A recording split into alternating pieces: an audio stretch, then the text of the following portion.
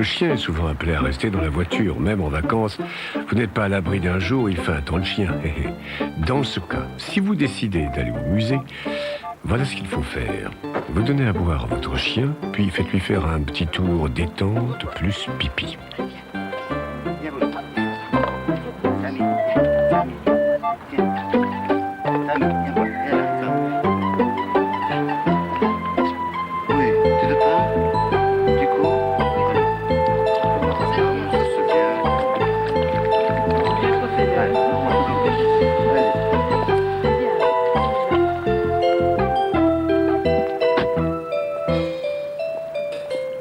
Après, installez-le dans la voiture avec toujours une fenêtre ouverte, quel que soit le temps, pour que l'air circule.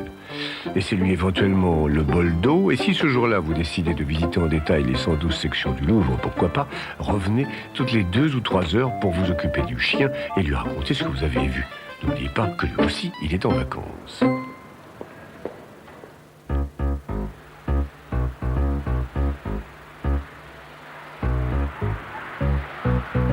Le chien connaît sa voiture, elle fait partie de son espace de vie, donc en principe, elle ne pose plus de problème. Toutefois, pour lui comme pour vous, la voiture est fatigante. Donnez-lui de l'air et toutes les 2 heures, arrêtez-vous. Il y a tout un programme à suivre. Ah, où est mon écuelle? On commence par une pause rafraîchissement.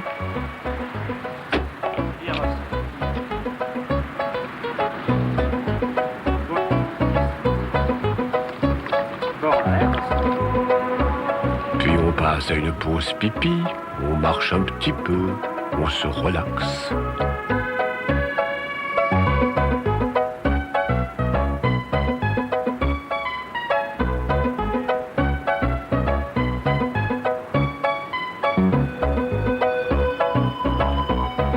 Et on repart.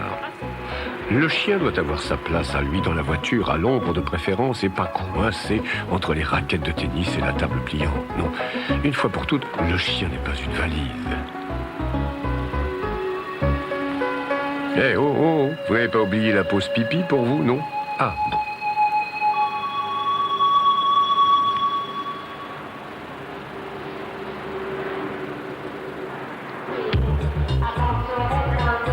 Le train ou le car? Dans le cas du car, assurez-vous que les chiens sont admis. Quant au train, en général, le trajet vous coûtera une demi-place. Il faut le promener avant le départ, comme ça il pourra se retenir de faire ses besoins pendant quelques heures. Pour lui donner à boire, pensez à prendre un petit peu d'eau et surtout une petite écuelle. Il n'est pas sûr qu'ils en aient au wagon-restaurant. De temps en temps, promenez le chien dans les couloirs et en tout cas à chaque arrêt si le train ne risque pas de partir sans vous. Si votre chien est du type nerveux, demandez au vétérinaire de l'aider à supporter le voyage. La meilleure position pour le chien, qui rappelons-le, n'a pas droit à la banquette, c'est coucher à vos pieds. Bonjour madame, pendant un petit moment je vais bouger le chien. Ou si l'on manque de place, couchez sous les sièges. De toute façon, veillez à ce qu'il ne soit pas juste devant la sortie de la soufflerie d'air. L'avion est plus traumatisant pour le chien puisqu'il est séparé de vous. Sauf si vous avez un tout petit chien qui se tient sur la largeur de vos 2 genoux. Dans ce cas, on le laissera probablement avec vous. Pour les autres, tout est prévu pour que ça se passe bien. Une ravissante hôtesse va le peser comme une valise puisqu'il voyagera au tarif des bagages supplémentaires. Alors 30, 31, 33 kilos, bon, je ferais bien de faire un petit régime pendant les vacances. Puis on le met dans un flying case où il dispose d'une écuelle d'eau et de son jouet préféré. Une vraie niche volante, quoi. Avant de partir, consultez de toute façon le vétérinaire pour qu'il prescrive un calmant. On s'occupe de moi, d'accord, la soute est climatisée, d'accord, mais vivement qu'on se retrouve sur le plancher des vaches.